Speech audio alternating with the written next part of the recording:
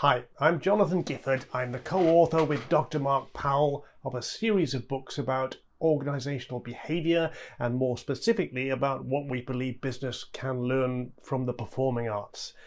Mark and I both had parallel careers in business and the performing arts. I worked in newspaper and magazine publishing and spent most of my career playing saxophone in various blues and jazz and soul bands in the evenings and at weekends. Mark is a senior management consultant who is also a world championship winning ballroom dancer.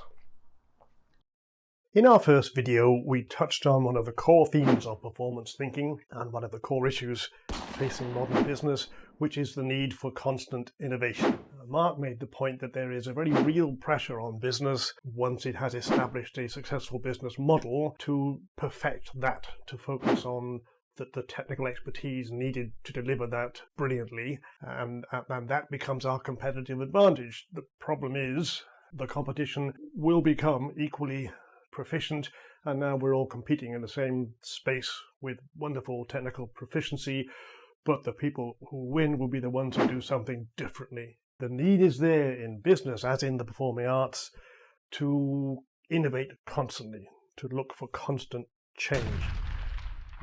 But I have to acknowledge that that's easier said than done. Businesses have to take care of business, and innovation is hard and it's disruptive. So when you and I say, just innovate constantly, that's all very charming. But for a business, it's distracting and it's very difficult when you're trying to run an efficient show at the same time as having new ideas and trying new things out. So at that point, let me bring in Mark, Dr. Mark Powell. Mark, what are your thoughts on that? How do we deal with that conundrum? I think the first thing I think you've got to do is you've got to create a culture of failure. Organizations do not like failure, and they basically do not metric failure. In the arts world, it's actually a very, very different mindset, because when you're searching for something new to enable you to be better and beyond the performance you've done before, you accept and have to accept that you have to try things, many of which will not work. So there's a sense of play in arts, a sense of trying things that might sound or be stupid, that might look or feel stupid, and almost certainly will not work, and accepting that that's part of the journey to find something new. But I think if you gradually start creating that environment, people will start to suggest different things, try different things. And it's not around big stuff, but just gradually, unpicking the sort of organizational, concrete that often stops people doing things, and just allowing a bit of creativity, a little bit of playing within the process, I think can have a big impact. Organizations work on the principle of linearity, i.e., time and money, budget. Where am I on my process? So I have an annual budget of £100 million. It's halfway through the year. I must be at least 50% of it, roughly. Artists don't think like that. They think about the end, which is a great performance or winning competition in dancing terms.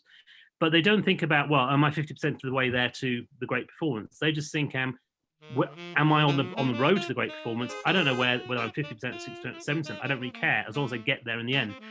And they're less obsessed with where they are on the journey. And partly that's an axis of belief.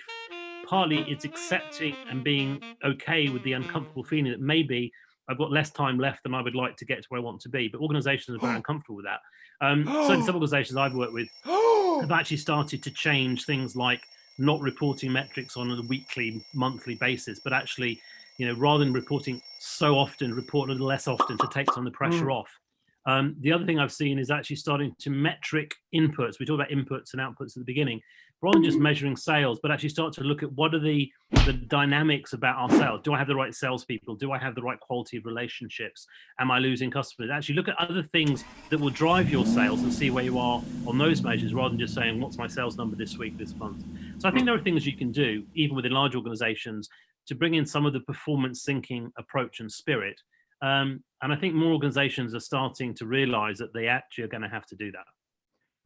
I think that's a very interesting point, Mark, in a couple of ways. There's the issue of relatively small changes. You made the point in our first session about how, as a dancer, you're always looking to change your performance. You're the same dance, essentially, but you're always looking to change your performance just slightly every time you deliver it to keep it fresh and new and exciting.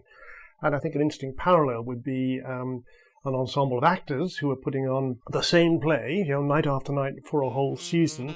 But if you listen to actors talk, they will say, yes, but every night is different. Every night is exciting because there's just something subtly new about the way that I interact with my fellow actors or the audience. Never forget the audience.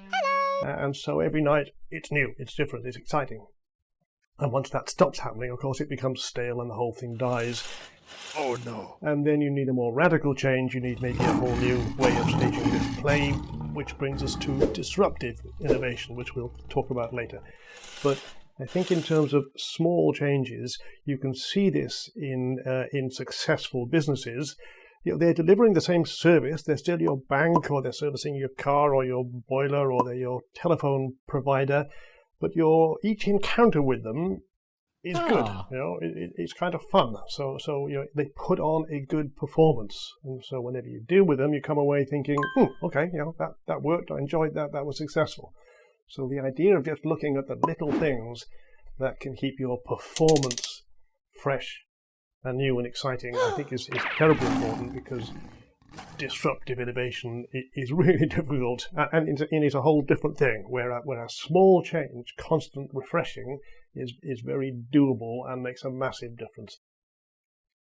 So in the next video, we're going to go back to basics, really, and look at the 5 principles of performance thinking. So we're going to be looking at the performance mindset, about how to build connected ensembles, which is at the heart of every great performance, about the need to have a purpose and tell a story, something very current in organizational thinking, about creative rehearsal. We both think it's something that business doesn't do very much. All performing artists rely absolutely on creative rehearsal.